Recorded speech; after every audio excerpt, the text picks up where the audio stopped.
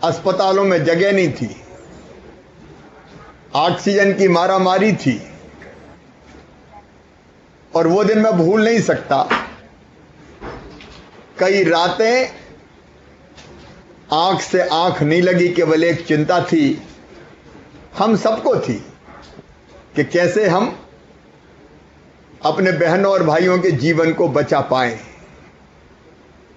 लेकिन आज मन भरा हुआ भी है, क्योंकि जब मैं ये कहता हूं कि हमारे वो बच्चों के नाम बताओ जिनके अभिभावक नहीं रहे, तो ये कहते हुए आनंद नहीं होता, प्रसन्नता नहीं होती, मन दर्द और पीड़ा से भरा रहता है।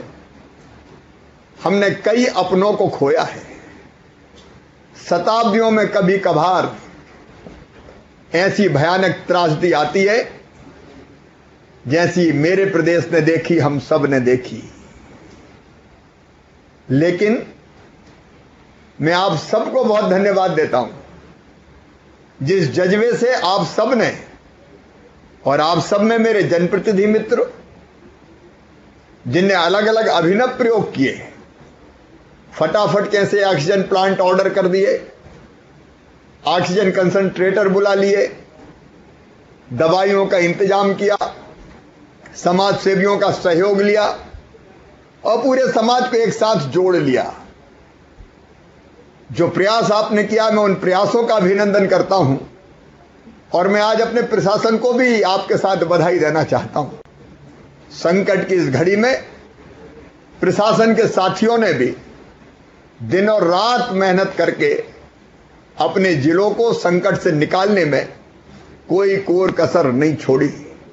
हम अपने उन कर्मचारी मित्रों को भी प्रणाम करते हैं जो कर्तव्य का निर्वाह करते हुए इस दुनिया से ही चले गए।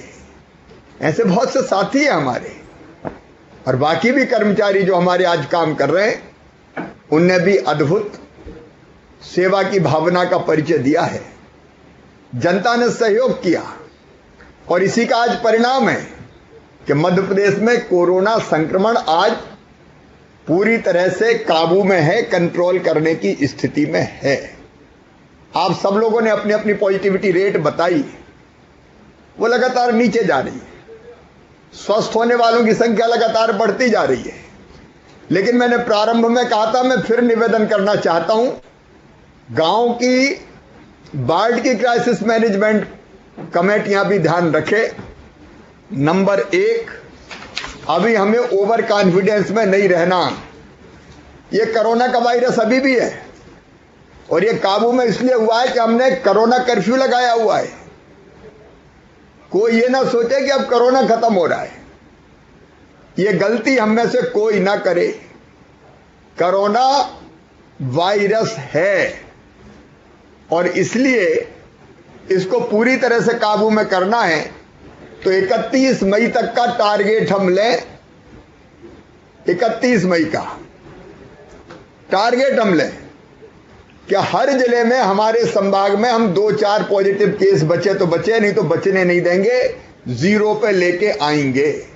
हम सबका टारगेट होना चाहिए। टारगेट केवल जिलों का नहीं, ये टारगेट हर गांव का होना चाहिए कि मेरे गांव में कोरोना नहीं है, मेरा गांव कोरोना मुक्त। मेरे गांव में 1, 2, 4 प्रकरण है पॉजिटिव, उनको मैं खत्म करूंगा, वो प्रकरण भी मेरे यहां नहीं रहेंगे। 0 कोरोना के पेशेंट हमको अपने गांव में करना है, अपने वार्ड में करना है। कोरोना मुक्त गांव की क्राइसिस मैनेजमेंट कमेटी तय करे, मेरा गांव कोरोना मुक्त, शहर में मेरा वार्ड कोरोना मुक्त। ये हमको करना पड़ेगा, और 31 से आगे हम नहीं जा सकते, क्योंकि जून में हमको चीजें खोलनी शुरू करनी है। अभी हमारे मित्र कह रहे थे खेती बाड़ी बाकी चीजें कई काम शुरू करना है, आखिर दुनिया भी तो हमको चलानी है। इसलिए आज उज्जैन संभाग के सब जिले एक संकल्प करें कि 31 मई तक हम जी जान एक करेंगे, परिश्रम की पराकाष्ठा करेंगे, और जनता के सहयोग से अनुशासित आचरण करते हुए वो सारे उपायों का अवलंबन करेंगे कि हम कोरोना को लगभग 0 कर देंगे। इक्का दुक्का आ सकते हैं केस, अगर वो आए तो हम बाद में उनको कंट्रोल कर लेंगे। जब हम अनलॉक करेंगे तो वो भी वैज्ञानिक तरीके से करेंगे, लेकिन उस समय अगर कोई प्रकरण आया, तो उसके बाद भी मैं बाद में चर्चा करूंगा कोरोना संक्रमण रोकने का व्यवहार जनता को करना पड़ेगा। एकदम निकल पड़े तो फिर बढ़ जाएंगे, कोई रोक नहीं सकता उनको। लेकिन अगर अनुशासित रह के हम निकले तो जहां 2-4 आएंगे, हम तुरंत माइक्रो कंटेनमेंट एरिया बना के उनको वहीं दबोचेंगे, बढ़ने नहीं देंगे और सामान्य जीवन भी अपना चलता रहेगा और कोरोना को कंट्रोल करने का काम भी हमारा चलता रहेगा। इसलिए नंबर 1 मेरा निवेदन है, आप सब संकल्प कीजिए। फिर मैं कह रहा हूं, गांव का क्राइसिस मैनेजमेंट ग्रुप, बाढ़ का क्राइसिस मैनेजमेंट ग्रुप, ब्लॉक का क्राइसिस मैनेजमेंट ग्रुप और हमारे जिले का क्राइसिस मैनेजमेंट की टीम, कि मेरा जिला 0 हो जाएगा कोरोना संक्रमण के मामले में। और इसलिए 31 तक कोई छूट नहीं, कोई लापरवाही नहीं। आप में से कई मित्रों ने मुझे कहा कि 31 तक मत करो छूट। मैं भी आपसे यही कह रहा हूं, सब जिले आज सामूहिक संकल्प पारित कर दो कि 31 मई तक हम कोरोना मुक्त करेंगे और तब तक कोई छूट नहीं, पूरी कड़ाई। ये फैसला आप सब लोग करो, मुझे लगता है, और इसमें हम जुड़ जाएं। आज 19 तारीख है, आज 19 तारीख है, 11 दिन है, 11 दिन में हम सब जुड़ गए तो इसको पूरी तरह से हम काबू में करके खत्म कर देंगे। तो नंबर 1 ये। नंबर 2 किल कोरोना अभियान। ये अभियान अभी भी चलेगा और जून में भी जारी रहेगा। ये कुंजी एक की है कोरोना को समाप्त करने की। हमारे यहां संकट क्यों बढ़ा? संकट हमारे लिए यहां इसलिए बढ़ा कि गांव में लोगों ने बताया ही नहीं। सर्दी बुखार जुकाम हो रहा है, आरएमपी डॉक्टर हो चाहे बंगाली डॉक्टर हो, वो इलाज कर रहा है, वही बाटल चढ़ा रहा है। और पता चला जब दम घुटने लगा, फेफड़े खराब हो गए, सांस लेते बनी नहीं, तो अस्पताल भगे। तब तक मामला इतना बिगड़ गया कि फेफड़े ही खराब हो गए, तो आसानी से इलाज नहीं हो सकता, तो ऑक्सीजन चाहिए, वेंटिलेटर चाहिए। ये इसलिए बढ़े कि या तो पहचान नहीं पाए लोग या पहचान के भी छुपा लिया। लेकिन आज मैं कह सकता हूं आप सबके प्रयत्नों से कि अब जनता कॉन्फिडेंस में आ गई है, अब जनता आत्मविश्वास से भरी और उसको लगता है कि बता देना चाहिए। तो हमारा ये किल कोरोना चलते ही रहेगा। ये इसलिए ताकि अगर कोई सर्दी बुखार जुकाम खांसी वाले आए तो तुरंत हम उनको दवाइयों के किट दे सके, जरूरत पड़े तो होम आइसोलेशन कर सकें, उनके टेस्ट हम करा सकें, और जरूरत पड़े तो ब्लॉक में हमने इतनी अच्छी व्यवस्था खड़ी कर ली है कि वहां अस्पताल में सीसी जो हमने कोविड केयर सेंटर बनाया उनमें ले जाए। तो ये दूसरी चीज, किल कोरोना गांव में भी चलेगा। कुछ तो शहरों ने घर घर किया, उज्जैन में भी जैसे मुझे बताया, हम तो घर घर कर रहे हैं, तो कस्बे शहर में भी घर घर किया जा सकता है। नहीं तो कोविड सहायता केंद्र पे आप गाड़ी घुमाओ, अनाउंसमेंट करे कि जरा भी सर्दी बुखार खांसी वाले भैया बताओ और यहां जांच कराओ, ये कोविड की दवाई खाओ और तत्काल स्वस्थ हो, कोई छुपाओ मत। दूसरी बात मेरी ये है, ये करना ही होगा और ये लगातार करते रहना पड़ेगा ताकि कोई केस आए तो तत्काल हम इलाज कर सकें, वो फैला ना पाए। नहीं, आप जानते 1 से 10 में और 10 से 100 में। 31 मई तक इसलिए मैंने कहा कोई शादी ब्याह नहीं, जून में हम लोग अनुमति देंगे ताकि जितने पेंडिंग मामले हैं शादी विवाह के उनको भी धीरे धीरे बहुत कम संख्या में हम कर सके। तो किल कोरोना अभियान चलता रहेगा, ये नंबर 2। तीसरी चीज टेस्ट में एग्रेसिव टेस्टिंग करो, कोई टारगेट नहीं, खूब टेस्टिंग करो। क्या बिगड़ता है? ज्यादा से ज्यादा कहीं होगा तो पकड़ लेंगे और पकड़ के तुरंत कंटेन कर देंगे, इलाज कर देंगे। ये टेस्ट कम किसी भी हालत में नहीं होना चाहिए। सारे जिले साफ सुन ले, मैं कह रहा हूं, कल हमने 73,000 टेस्ट करे। जितने पॉजिटिव केस से कम 10 गुना टेस्ट होना चाहिए। उस हिसाब से तो हमको 50,000 ही करने थे, हमने 73,000 करे। और ज्यादा करना है करो, कोई दिक्कत नहीं है। नहीं आ रहा है तो मोबाइल गाड़ी घुमा के टेस्ट करो जी, कोई जरूरी थोड़ी कि आए तभी टेस्ट करें। तो ये अधिकतम टेस्ट, इससे हम पकड़ लेंगे चीज कहीं भी कुछ होगी तो, और संक्रमण की चेन हम तोड़ देंगे। मुझे लगता है कि इससे बेहतर और कुछ हो नहीं सकता। होम आइसोलेशन वालों की चिंता करो, आपने कहीं ने बहुत अच्छी व्यवस्था की है, फोन उनको बार बार जाते हैं और इसलिए होम आइसोलेशन में लोग ठीक हो रहे हैं। होम आइसोलेशन में योग से निरोग, होम आइसोलेशन में पैम्फलेट उनको देना, होम आइसोलेशन में उनकी पूछताछ, जरूरत पड़े तो कोविड केयर सेंटर में भर्ती करना।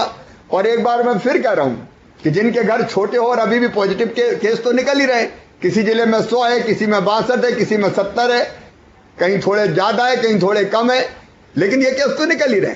तो जिनके घर छोटे हो उनको कोविड केयर सेंटर में ले जाओ, तुरंत घर में मत रहने दो, नहीं बाकी को संक्रमित कर देंगे पूरे घर को। तो उसकी चिंता भी आप लोग करें। दवा का वितरण निरंतर चलता रहे। सर्दी जुकाम बुखार है तो टेस्ट की रिपोर्ट आने तक इंतजार मत करो, पहले ही दवाई का किट दे दो ताकि वो खाना शुरू कर दे तो संक्रमण फेफड़ों में ना घुस पाए, उसकी चिंता करो। इलाज के लिए मैं कह रहा हूं सारे जिला प्रशासन से, सांसद साथियों से, विधायक साथियों से, मंत्री गणों से, हमको तीसरी लहर की तैयारी करनी है। वो छोटी आए बड़ी आए, ये वायरस जब तक है लहरें आती रहेंगी, इसलिए थर्ड वेव की तैयारी अभी से करनी है।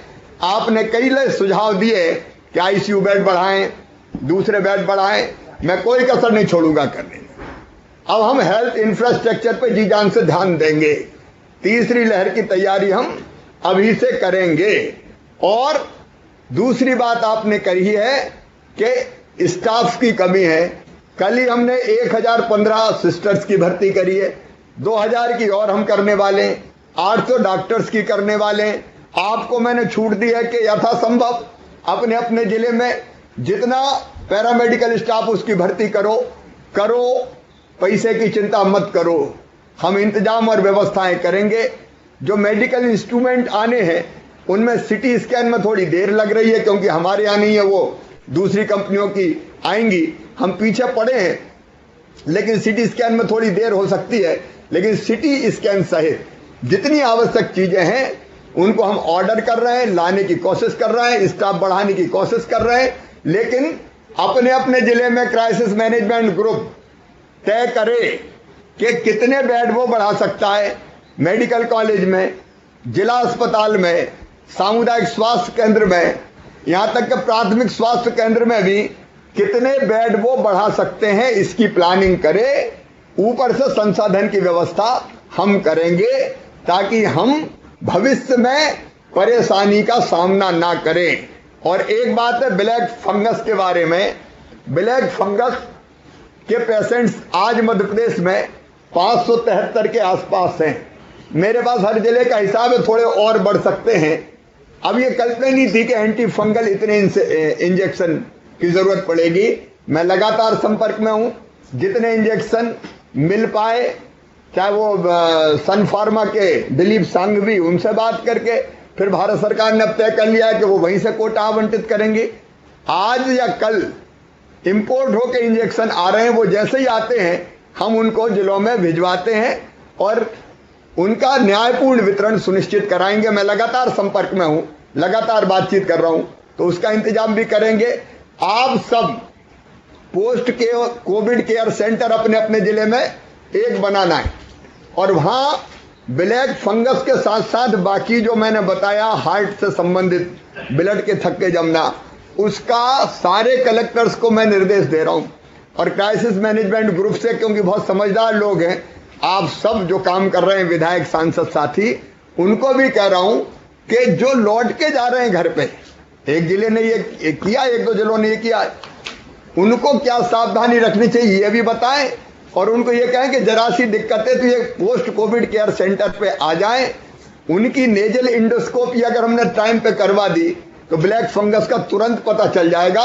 और नाक में ही जैसे कोरोना हम गले में दबा देते हैं, दवाई देके हार्ट उसमें लंग्स में नहीं जाता, वैसे नाक में ही खत्म कर दें, ये आंखों में ना जा पाए और ये ब्रेन में ना जा पाए, ये इंतजाम हमको करना पड़ेगा। तो ब्लैक फंगस के लक्षण अगर हैं तो तत्काल पोस्ट कोविड केयर सेंटर में, और एक सेंटर हम ऐसा बना ही रहे एक जिले में जो मैंने निर्देश दिए हैं, जहां तत्काल हम ब्लैक फंगस पहचान के उसके इलाज की व्यवस्था हम लोग कर पाए। बाकी दवाइयों की कहीं कोई कमी नहीं है। इतना मैं एक बार फिर कहूंगा कि कालाबाजारी अगर कोई करे तो जिला प्रशासन को छोड़ना नहीं है किसी भी कीमत पर। ऐसा करने वाले नर पिशाच है जो संकट के समय में कालाबाजारी करके नकली इंजेक्शन लगा दे, नकली दवाई दे दे या ज्यादा पैसे में दवाई बेचे, वैसे लोगों को मेरा निर्देश है, सीधे एनएसए में जेल भेज दो। ऐसे बेईमानों को किसी भी कीमत पर छोड़ना नहीं है, ये मेरा निर्देश है। इसका पालन सुनिश्चित होना चाहिए। कहीं नहीं हुआ तो मैं गंभीरता से ले लूंगा। ये मैं सीधे सीधे आपको निर्देश दे रहा हूं। इसके अलावा 3-4 चीजें और जो मैं आज कहना चाहता हूं। नंबर 1, राशन का वितरण पर्याप्त मात्रा में हमने सुनिश्चित किया है। ये ढंग से राशन का वितरण हो जाए, ये क्राइसिस मैनेजमेंट कमेटी भी ध्यान दें। कोरोना के साथ और भी गम है जमाने में, बाकी लोग इतनी बड़ी संख्या में हैं कि जिनका जनता कर्फ्यू के कारण जीवन यापन में हमको सहयोग करना पड़ेगा। तो ये राशन ढंग से पहुंच जाए, ये आपकी जवाबदारी है। अभी हमने शहरी स्ट्रीट वेंडर के खाते में पैसा डाला था, परसों मैं ग्रामीण स्ट्रीट वेंडर के खाते में पैसा डाल रहा हूं, नरसों में डालूंगा भवन निर्माण कर्मकार मंडल के मजदूरों के खाते में पैसा, उसके एक दिन में बाद डालूंगा सेल्फ हेल्प ग्रुप के खाते में पैसा। ये इसलिए कि इन गरीबों की जिंदगी भी कोरोना काल में चलती रहे, तो उसकी तरफ भी आपको ध्यान देना है। और मैंने बीच में ही कहा है, जैसा मंदसौर ने अच्छा प्रयोग किया कि बच्चों की पहचान के लिए मुझे उज्जैन में भी बताया कि उनने भी पहचान लिए जिनके अभिभावक नहीं है, माता पिता या अभिभावक, ऐसे बच्चे, तो उनको हमको पूरा सहयोग करना है। और मैं तो इसी हफ्ते उनके खाते में पेंशन की राशि का जितने नाम मिल जाएंगे प्रारंभ करना चाहता हूं। वैसे कर्मचारी साथी जिनका कर्तव्य का निर्वाह करते हुए स्वर्गवास हो गया, उनके लिए भी हमने अनुकंपा नियुक्ति की योजना भी बनाई है और अनुग्रह राशि की योजना भी बनाई है। तो उनकी भी सूची अगर जल्दी प्राप्त हो जाएगी तो उनको हम जल्दी उनके परिवार को राहत दे पाएंगे। मैं कोरोना वॉलंटियर अभियान को ढंग से हमको चलाते रहना है, क्योंकि समाज के सहयोग से ही हम कोरोना को कंट्रोल करने का काम कर सकते हैं और कोई दूसरा हमारे पास रास्ता या माध्यम नहीं है। आरएमपी डॉक्टर्स के बारे में एक अच्छा प्रयोग हुआ है, जैसा मंदसौर ने बताया, उस प्रयोग के बारे में भी मैं सोचूंगा। जो अपेक्षाएं आपने व्यक्त की है अलग अलग सुविधाओं की, उनको भी पूरा करने का हर हालत में मैं प्रयास करता रहूंगा। आप सबसे मेरा यही निवेदन है कि अभी आप ये मत मान लेना कि कोरोना चला गया। मैं फिर कह रहा हूं, ये बीमारी रहेगी। इस बीमारी से सजग होकर ही हम लड़ सकते हैं, क्योंकि इतना भयानक दर्द हमने सहा है, इतना भयानक दर्द सहा है कि अब फिर अपने प्रदेश को हम उस स्थिति में नहीं पहुंचने देंगे। उपार्जन का काम लगातार हमने चलाया है, मैं समझता हूं लगभग पूरा हो गया होगा, कोई किसान शेष नहीं बचा होगा। तो वो काम भी उपार्जन का हमारे प्रदेश में बेहतर हुआ है। लेकिन और किसी भी आम आदमी को दिक्कत ना हो, उसकी आप लगातार चिंता करते रहे। वैक्सीन के मामले में उत्पादन की सीमा है, हर एक ने मुझे बताया कब उत्साह है वैक्सीन के लिए। तो सारे कलेक्टर्स ये ध्यान दे कि वैक्सीन का एक भी डोज बेकार नहीं जाना चाहिए। 10 की और 20 की बाउल, उसमें अगर 95% लोग आते, 10 की बजाय 8 आए, तो आप पहले से वेटिंग में एक सूची रखो और उनको बुला के रखो कि भैया अगर वो नहीं आए तो आपको लगेगी, नहीं तो आपको दूसरे दिन लगेगी, ताकि हमारा एक भी डोज बेकार ना जा पाए। ये सुरक्षा चक्र है हमारा। इसको जैसे जैसे डोजेज मिल जाएंगे, मैं लगातार संपर्क में हूं भारत सरकार के, वैसे इसको बढ़ाते जाएंगे और इसको फिर हम पूरा करके अपनी जनता की जिंदगी को सुरक्षित करने का काम करेंगे। आप सबने जो अद्भुत सहयोग किया है उसके लिए मैं हृदय से धन्यवाद देता हूं। मेरे मन में आपकी तरह एक ही ललक, एक ही तड़फ, एक ही जुनून है कि कैसे भी कोरोना के संक्रमण से अपनी जनता को सुरक्षित निकाल ले जाना, पीड़ितों की मदद करना और जो संक्रमित है उनके बेहतर इलाज की व्यवस्था करना। मुझे पूरा विश्वास है कि आप सबके सहयोग से व्यवस्थाएं करते हुए इस ऐतिहासिक संकट से, जो शताब्दी का सबसे बड़ा संकट है, हम अपनी जनता को निकाल के ले जाएंगे। और मुझे पूरा विश्वास है कि कोरोना निश्चित तौर पर हारेगा और हमारी जनता जीतेगी। हर जिले ने अच्छा कुछ ना कुछ प्रयोग किया है। एक जिले के प्रयोग को जो अच्छा है दूसरा जिला अपनाए, ताकि एक जिले ने कुछ अच्छा किया है दूसरा उससे सबक ले, सीखे। और मैं फिर कह रहा हूं, कुंजी है जनता का सहयोग, और इसलिए क्राइसिस मैनेजमेंट ग्रुप पंचायत के, ब्लॉक के और जिले के, इनको सक्रिय ही रहना है लगातार, और इन्हीं के माध्यम से हम शासन की योजनाओं का लाभ नीचे तक पहुंचाएंगे। नीमच चूंकि बीच में कट गया था, इसलिए नीमच की समीक्षा नहीं हो पाई। अब हम नीमच के साथ चर्चा करेंगे। बाकी जिले नीमच के अतिरिक्त अगर जाना चाहे, लेकिन एक फैसला 31 मई का तो सबको स्वीकार है ना, 31 मई तक पूरी कड़ाई से बंद, सबको स्वीकार है ना, 31 मई तक पूरी कड़ाई से बंद, और 1 जून से फिर हम धीरे धीरे ओपन करना प्रारंभ करेंगे। तो यह सामूहिक रूप से उज्जैन संभाग का फैसला है, सारे जिले इसमें कवर होते हैं, और तब तक जी जान लगा के इसको हम सारे उपाय करके रोकेंगे। बाद में फिर वैज्ञानिक तरीके से कैसे धीरे धीरे खोलना है उस दिशा में हम लोग आगे बढ़ेंगे। सब मित्रों को मैं बहुत बहुत धन्यवाद देता हूं, और मुझे पूरा विश्वास है आप सबके सहयोग से कोरोना को हम हराएंगे। और मध्य प्रदेश मॉडल, जिसकी प्रधानमंत्री जी ने भी प्रशंसा की है, जो सामाजिक चेतना हमने साथ जोड़ी है और जो जनभागीदारी की है क्राइसिस मैनेजमेंट कमेटी की, उसके माध्यम से हम कोरोना को पराजित करेंगे। बहुत बहुत धन्यवाद। अब बाकी मित्र जा सकते हैं, नीमच वाले जरूर रुकेंगे ताकि मैं उनसे बात कर लूं, लेकिन आप जाओ उसके पहले सांसद सुधीर गुप्ता जी का आज जन्मदिन है, तो मैं उनको हृदय से जन्मदिन की शुभकामनाएं देता हूं, सभी की ओर से देता हूं। वो यशस्वी हो और जनता की सेवा करते रहे। बहुत बहुत धन्यवाद। अब नीमच रुकेगा, बाकी मित्र जा सकते हैं। नीमच का लगाओ भाई। नमस्कार सर, मैं एक निवेदन कर रहा हूं कलेक्टर नीमच। वॉल्यूम चालू है? कनेक्ट करो जल्दी। मीटिंग कितने बजे करती भोपाल?